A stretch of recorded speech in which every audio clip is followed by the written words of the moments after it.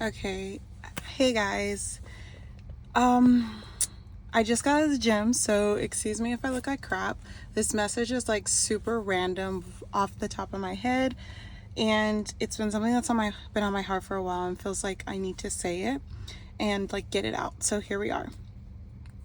Something that has literally been on my heart, and I feel like I just, need to talk about it, is the fact that so many women are struggling with finding their future husbands, and so many women feel lost and out of place, and like men don't prioritize them, or men don't feel like they have to put in the effort to date them. Okay, background, because I feel like that's important. I know everybody wants to hear it. I have been engaged and have been proposed to twice in life. I am currently not in a relationship. I'm actually single, but I was engaged and called off my engagement. And these are some of the things that I feel like helped me to get to a healthy relationship with my now not partner. But if I were to go backwards and I could give steps to my younger, or like tips to my younger self, these are some of the things that I would tell them. One, I think it's really important in our day and age to actually have someone who you can look up to and who is a good mentor, who's already married and already has the life that you want, and you can go to and talk to them about personal things in your relationship. And it doesn't have to be everything, but like asking questions that really help you understand, is this person good for you or not? And then also asking questions on like, am I the problem or am I not? Because that's super important for understanding from a different perspective. And someone who's aligned with your future. So if you're Christian, find a Christian mentor. If you're, not Christian, but you want to have a relationship where your partner is a provider and it's a traditional relationship, find someone who has a traditional relationship. So that's the first thing I would say. Having mentors and people in your life that can actually help you and give you guidance is super important. 2, prioritize morality over finances. Because I feel like there's a lot of messages going out in this world about, oh, you just need a man for money, or you just need a man for finding, stability. I'm sorry, but that is the worst message you could ever tell someone, and especially women.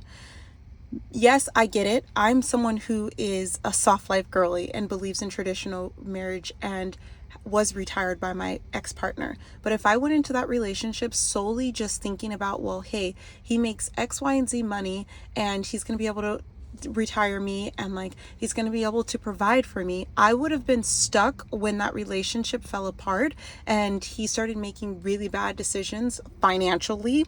I would have been stuck literally in that relationship because I would have thought that was the only thing that I needed from him, regardless if he had good character or not. This is a really, really like deep in my heart moment, okay? Because I feel like it makes me so sad when I see women who get into relationships solely because the man makes a lot of money, but they do not prioritize them. They do not think of them as like the best thing that's walking on this earth, and they do not put their needs first. Like they genuinely just want to be with that man because he has money, not because the man treats them well. So these are some things that I, first of all, noticed that made me decide to eventually say yes to my partner, even if he made poor decisions later on. The biggest one was I chose to wait to have sex with him, and I did not sleep with him for a long time. And it was because I didn't want to have intimacy with someone I wasn't in a committed relationship with. I wanted someone who could show up consistently and be there for me in times of need, and not just be there because I was giving away that very special thing to him. So I chose to hold off on intimacy. And by the time I chose to get in a relationship with him, he had already supported me financially with moving and also getting into education. He had paid for my school because I was fresh out of like my associate's program and I wanted to do a second program. So he had already paid for my school, he bought me my car, and he was already helping me financially when I was like in between trying to figure out my jobs. That's something that I felt like was super important for me, like someone I could rely on, and not only just financially, but like being there, supporting my dreams, wanting to see me succeed just as much as he was already succeeding. He had met my family and my family loved him. My family really respected him and cared about him. He wasn't at all the quote unquote person they expected me to be with, but because he showed up and he was so, interested in really getting to know them and wanted to like have a relationship with them, they fell in love with him very quickly. He was there when I was going through, the death of my dad. He was there supporting me. He was there coming to all of the meetings and being there to, connect with my dad and really just help me through that process. So those are some of the things that I felt like were really important. Mind you, my ex-fiance did make a lot of money, and he eventually went down a spiral of like getting greedy and making more money because of it. But that's when I pulled away and was like, hey, this does not align with my moral compass. And I get it, you want more money, but like I can't stand by you as a partner while you're making these decisions. And eventually I left him. And like a lot of people asked me during that time, sorry, this is a really hard moment for me because I genuinely was like, I cannot be with this person because they make these decisions in life. Like this is reflecting on me as a partner, and one day I'm gonna have to tell my kids, which I do want to have, like, oh yeah, your father did this, this, and this, and they're gonna ask me why I chose to be with him. And if I cannot justify my actions, I should not be with this person. So eventually I chose to leave him. No matter how much money he made, that's not something I could ever sign off on.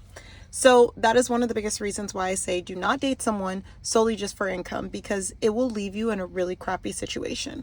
We're on 4 now. 4, do not sleep with men until they have truly invested in you more than just financially. Until they've showed up in ways that make you feel like they truly value and cherish you. And that could be doing things that do not benefit them at all. Like, 1, helping you apply for careers, helping you, apply for your dream job, helping you get through sickness and illness and death of a parent or something. Like, do not choose to just sleep with men because they're available and they want a relationship with you. Also, do not choose to sleep with men until you have made a commitment with them and they have made a commitment with you that they want something long term with you. Like, stop giving your body away to men who only see you as a object. Like, this is coming from someone who literally met their partner in a strip club. Like, I am not a saint. I'm not saying this because I want to make people feel bad and be like, hey, people shouldn't sleep around. I've learned, because I'm in this industry, that men use women left and right. Like, they literally use you like you're just a toy that they can have and then dispose of when they're done. And if you don't want to be one of those women, you need to have standards and boundaries. And the only way that men know you're serious about yourself is if you protect yourself, because no one else is going to do it for you. Like, if you're constantly just like, oh, it's whatever, I don't care if we sleep together, even if we don't have any commitment, he's not going to take you serious. Just like if you met someone and they easily let you into their life without any kind of like vetting or requirements, you're not going to take them serious. Well, that's how men look at women who sleep with them too easily. I know there are people who are anomalies and they get into relationships after that, but for the most part, statistically, that is not the case. So if you want to be in a committed relationship, take intimacy off the table until you are secure with this person and this person has showed up for you multiple times in multiple ways. It's simple as that. And for the 5th one, I would say make sure this person aligns with your long-term values. Don't just date someone because they kind of align. Like, I feel like the biggest reason why a lot of people are single is because they are not dating for the right reasons. They are not asking the right questions, and they're going into dates just expecting to kill time. It's fun. They're just enjoying the moment. And then they wonder why they can't find someone who aligns with their future, because they're not even trying to get aligned with their future when they're going on these dates. You need to be asking very strategic questions. You need to be analyzing their lifestyle already and trying to figure out if their lifestyle aligns with yours, and if this is someone you could rely on to have a future with, whether you want kids or not. Is this someone you would raise your children with? And if it is, okay, maybe this is someone you should give a chance to. But if it's not, stop going on dates just for the hell of it. Like, dates are not meant to be for fun, just to like waste time. Like, yeah, you can do that if you don't want a serious relationship. But if you want to be in a long-term committed relationship, you need to take dates as a vetting process and basically like a test. You need to be trying to figure out if this person is your future person. And if not, don't give them the time of day. Okay, guys, that's the end of my rant. Hopefully this touches some people and helps some people, along the way. And if you'd like to see more videos like this, please like and subscribe my channel, and I will try my best to keep making them. Thank you. Goodbye.